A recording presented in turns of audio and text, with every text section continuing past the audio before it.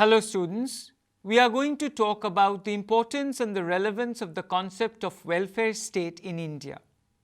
You know that years of colonial rule had impoverished India, and when India became independent, it became evident that there were several segments of the population who had no choice but to look up to the state for some kind of supportive and assisting measures so that they could sustain themselves and develop themselves in the long run. That is why Paul Brass draws attention to the fact that the Constitution of India contains some unique features that reflect a desire to depart from the strict British parliamentary practices and to introduce into the charter of the country a program of social and economic reform.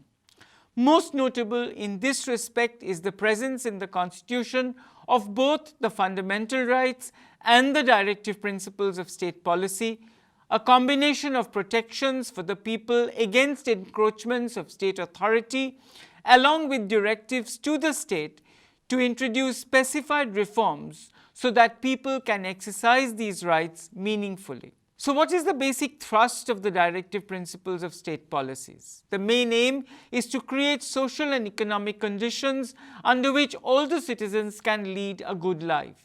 In other words, the principles seek to establish social and economic democracy in the country, because you will understand that although the Charter on Fundamental Rights is impressive, the provision for any kind of economic rights is conspicuous by its absence. And that is why all executive agencies have to be guided by the directive principles, and even the judiciary has to keep them in mind while deciding cases. So what is a welfare state? It represents a concept of government in which the state plays a key role in the protection and promotion of economic and social well-being of its citizens. It tries to maintain a definite subsistence level in the economy so that all those segments of the population who are unable to contribute to the GNP of the country will still be able to sustain themselves. A welfare state is therefore based on the principles of equality of opportunity and equitable distribution of wealth. It focuses on the governmental responsibility for those who are unable to avail themselves of the minimal provisions of a good life. Under this system, the welfare of its citizens is basically the responsibility of the state. And we see in India from the very beginning a commitment towards welfarism.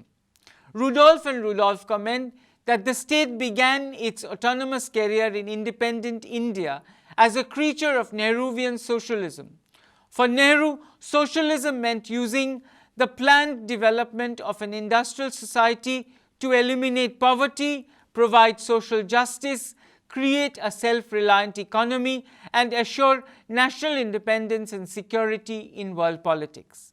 The goals of social development and social welfare have therefore been articulated in no uncertain terms in India since the time of the 5-year plans. The first 5-year plan observed that the object of social welfare is the attainment of social health, which implies the realization of such objectives as adequate living standards, the assurance of social justice, opportunities for cultural development through individuals and group self-expressions, and readjustment of human relations leading to social harmony. And social welfare, therefore, has been an abiding concern of the government in India.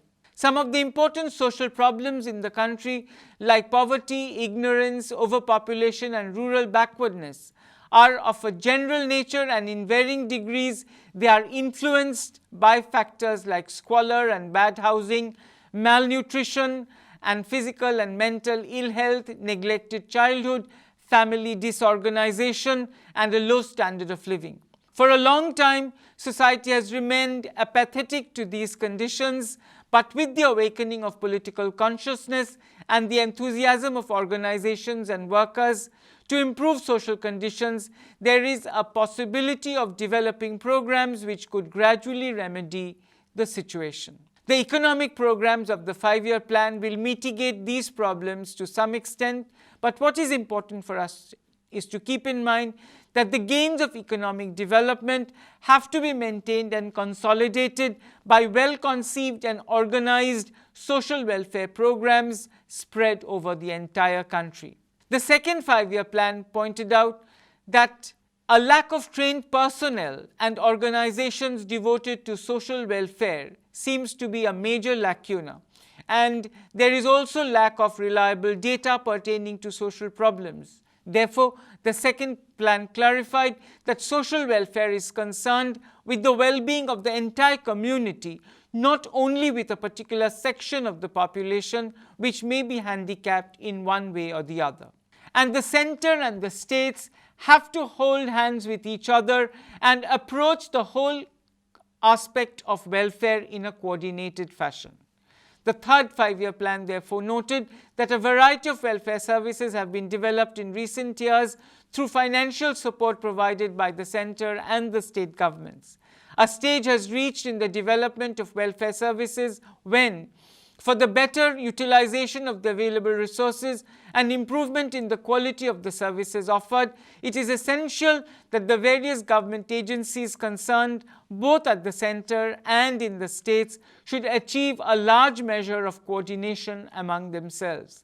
A comprehensive review of existing social legislation is necessary to assess to what extent the law has functioned as an instrument of directed social change and to identify the problems of their implementation.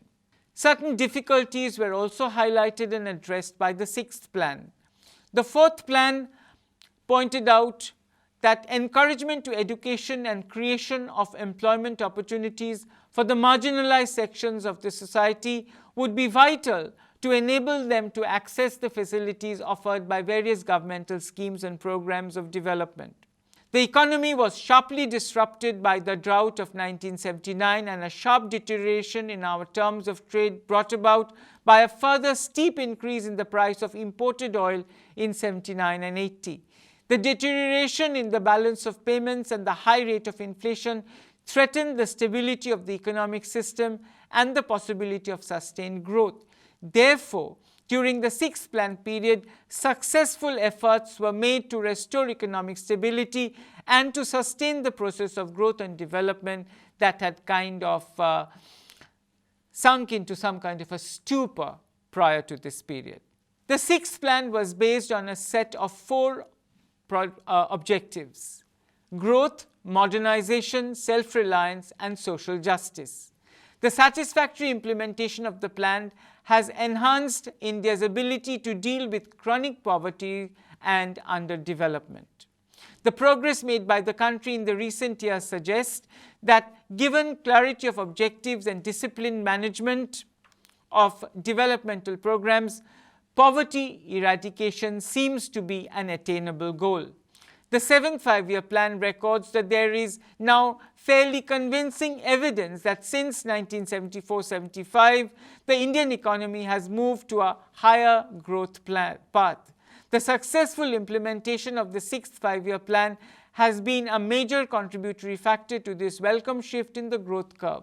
The seventh plan therefore focused at improving various sectors like welfare, education, health, family planning, and also encouraged employment opportunities. The plan introduced programs like Jawahar Rozgar Yojana. For the eighth plan, the imperative was clearly economic growth, and it therefore aimed towards modernization of industries, poverty reduction, encouraging employment, and strengthening the infrastructure. What is particularly significant is that it expresses concern with the realization that although liberalization of the economy and dismantling of the license Raj could well open up opportunities for growth and development, that growth may not be necessarily inclusive.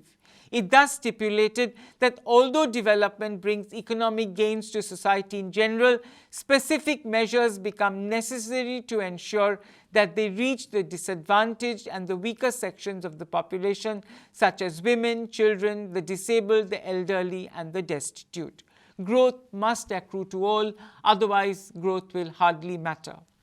The welfare and development of these weaker sections of the society largely depended upon suitable policy directions executed through appropriate programs and strategies. So we see that the commitment to welfare definitely continues even in an age of liberalization. The 9th plan endorsed that economic growth is important. Economic growth creates more resources and has the potential of creating more space for the involvement of the poor. But the involvement of the poor depends on the sources of growth and the nature of growth.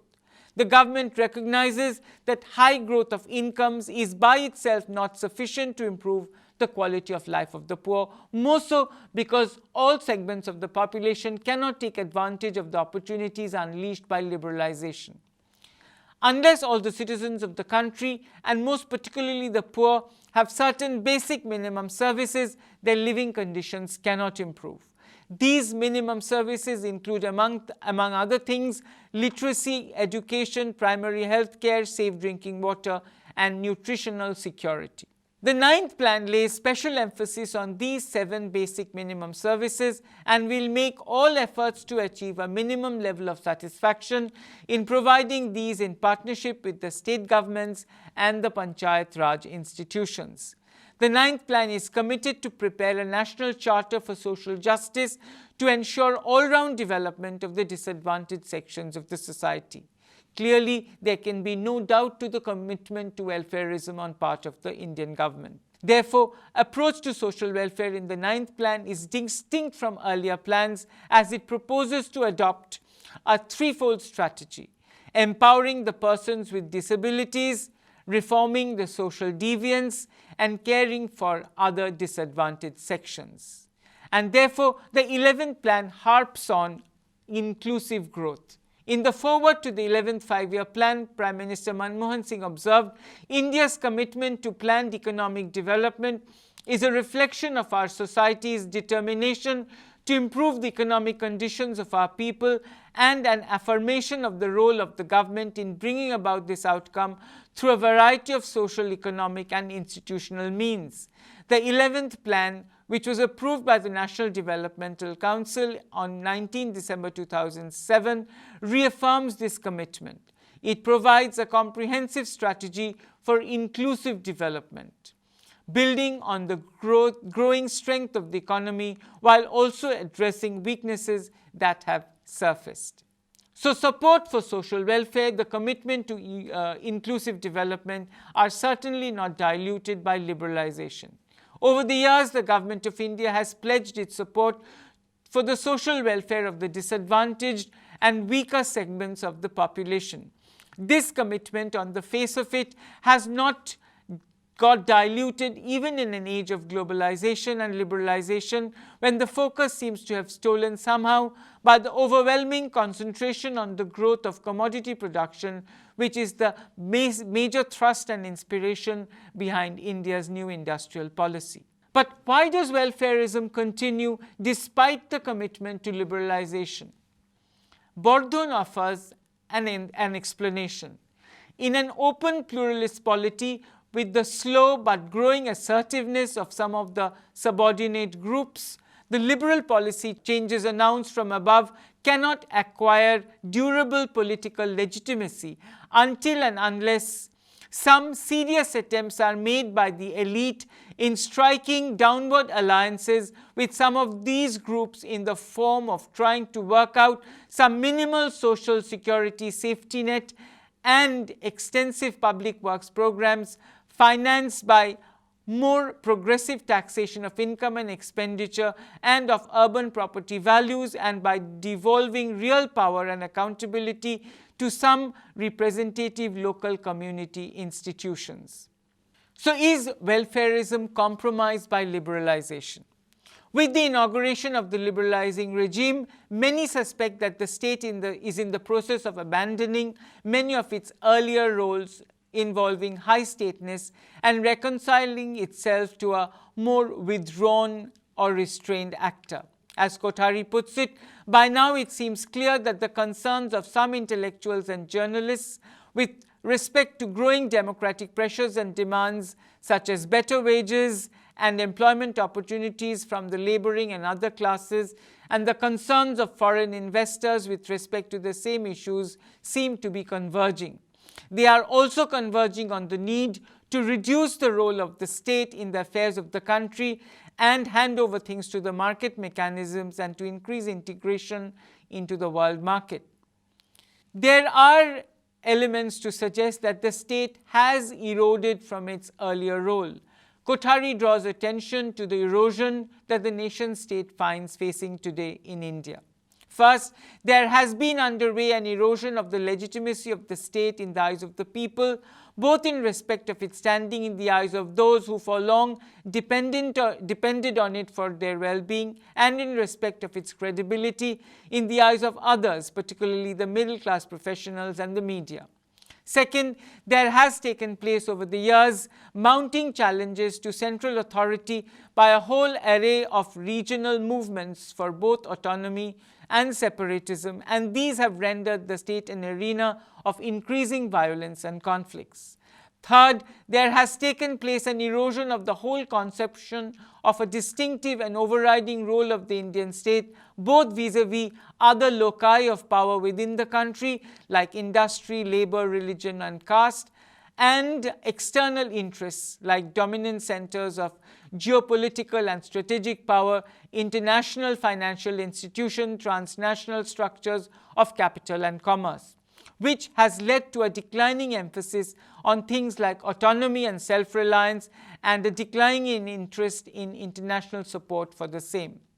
Alongside such erosion, there also seems to be taking place an alleged retreat of the state. The state in India, instead of occupying center stage in the social and economic arenas, is seen to be in retreat. This is obvious in the economic sphere, a trend that has been visible since the 1980s and which trend has intensified with the dawning of the liberalization regime.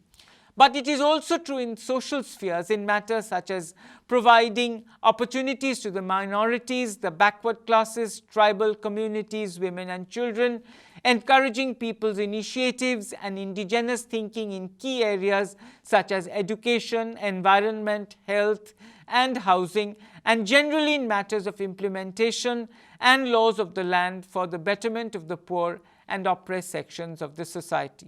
So therefore there is need to bring the state back in the interest of these deprived sections.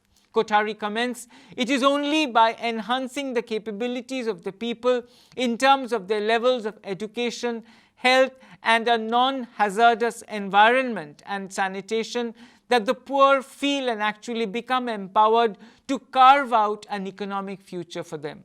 Poverty, the destitution cannot be removed for large sections of society through bureaucratic planning.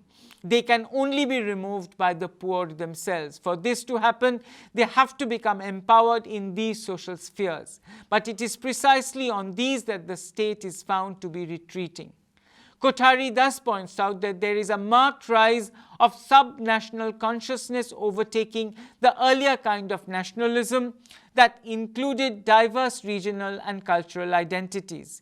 There is a growing revolt against central authority as well as in some areas against state governments, producing a highly unstable situation in the country.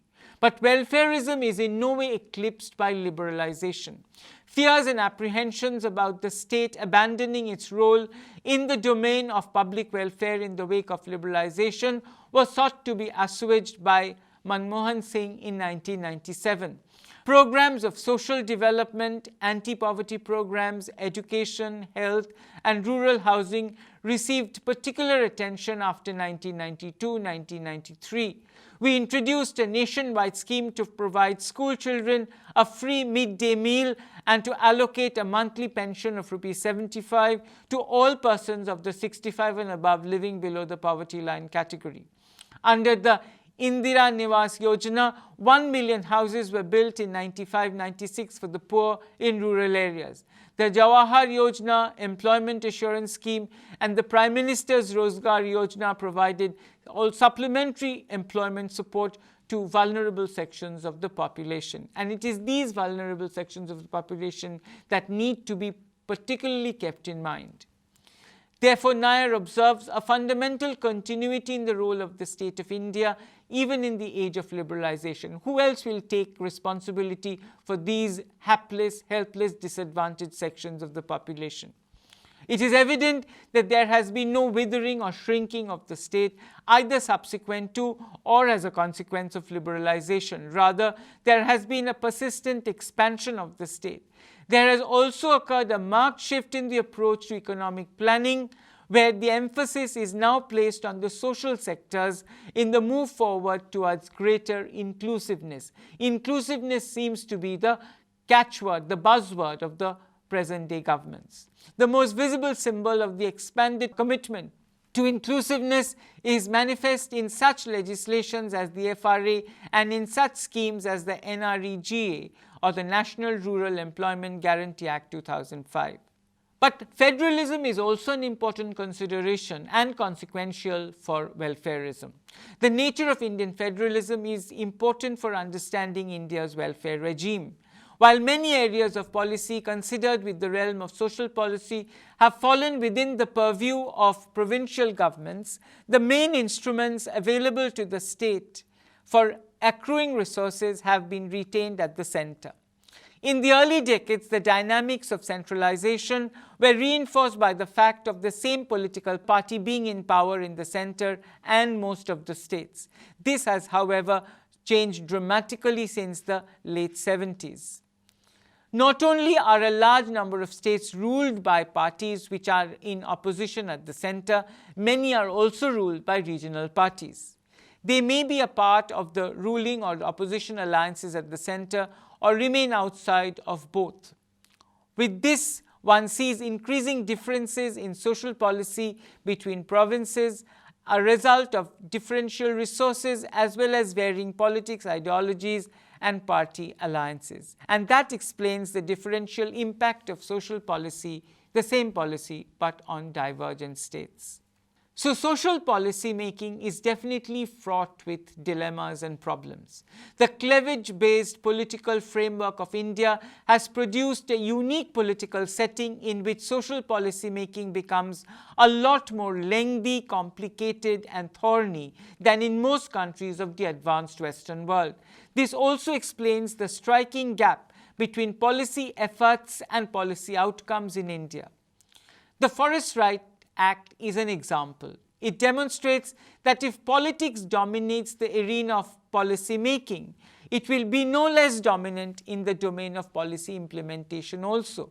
As in the case of the process which led to the enactment of the Forest Rights Act, effective implementation of such pro-poor legislation like the Forest Rights Act will also require intelligent activism geared towards building focused and effective coalitions both in the center and across the states.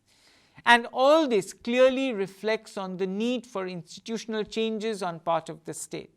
The state will need to initiate additional complementary institutional changes so as to curb the attempts that are likely to frustrate the successful implementation of welfare measures for substantial sections of the Indian population as embodied in the case of the Forest Rights Act. But generally speaking, with regard to all pro-poor legislation, supportive institutional changes will be required on part of the state to ensure that the advantages reach to the real and the intended beneficiaries.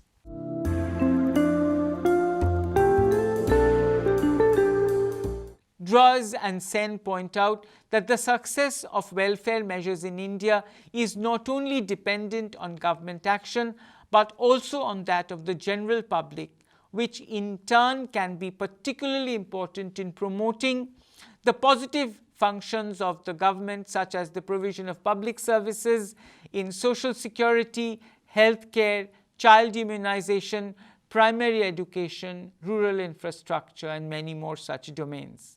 Therefore, Jean Droz and Amartya Sen clarify that vigilance and involvement of the public, which of course includes social reformers, social movements, and the media, can be quite crucial not only in ensuring an adequate expansion of these essential services, but also in monitoring their functioning.